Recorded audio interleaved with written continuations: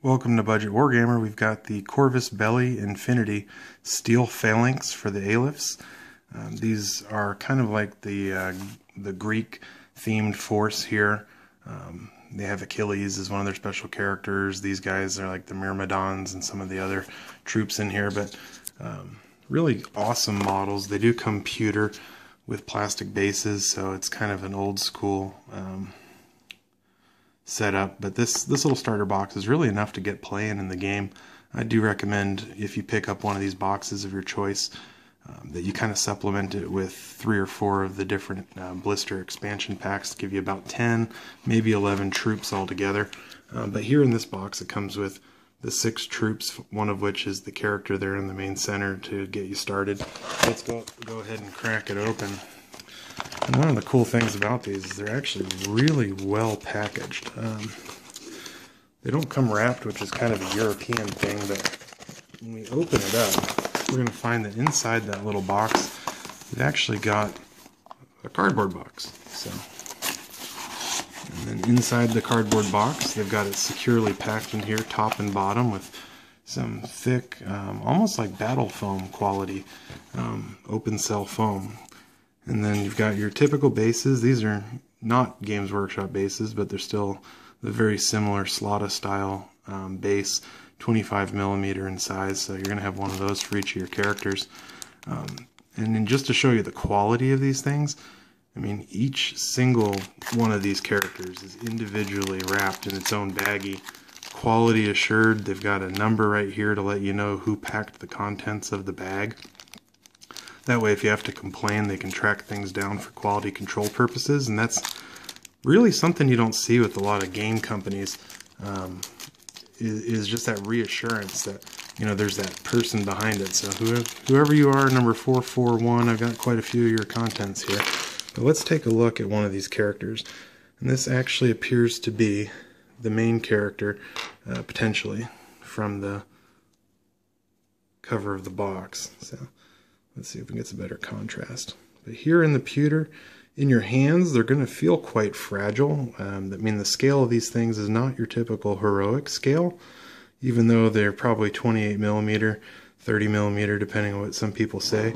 The proportions are very anatomically correct. They're not like the chibi style or the Games Workshop big arms, big legs, and that sort of stuff. Really highly detailed. They paint up nicely, which is one of the things people really like about it. But for somewhere around the neighborhood of $100, you can pick up this box plus a whole bunch of different expansions to give you a full force. But you'll see there goes the little sword on his arm. You want to put super glue on these things, maybe get some gap filler, you know, some green stuff or putty to help fill in some of the gaps. There'd be his other shooting weapon that goes with him. But each one of these characters, we don't need to get into it there, but you're going to have every single character in this box be unique, which is something that you don't always get these days with a lot of the modular plastic kits that you find out there. But really a painter's type of army, Infinity in particular, highly detailed. You know, so you got to have some small brush techniques. They're not as easy as just dry brushing and running a wash over them. You really got to spend some time picking out your highlights, doing some wet blending, and so forth. But man, check that out. Just the level of detail that these guys have.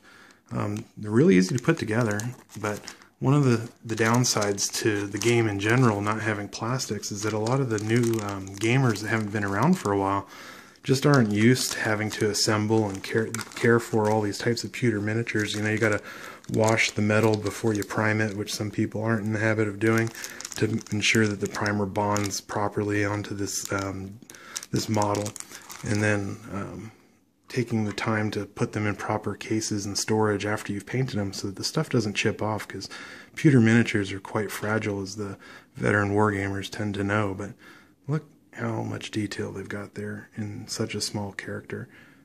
Real impressive. This is actually the second battle force I've picked up for these guys. I've got the Greeks here, and then the Aleph, and then I've also got the combined army Morats. They're like the space apes, just kind of look really cool and technologically advanced, but you can kind of picture these guys as being mortal enemies, and for me they give a good balanced introductory force after painting them up and getting them on the table so that people could pick up a demo game quite easy. But so there you got it, the Infinity Steel Phalanx for Aleph. Just a high quality set all around. Definitely worth the time and the effort to paint up. Very rewarding models for the experienced gamer.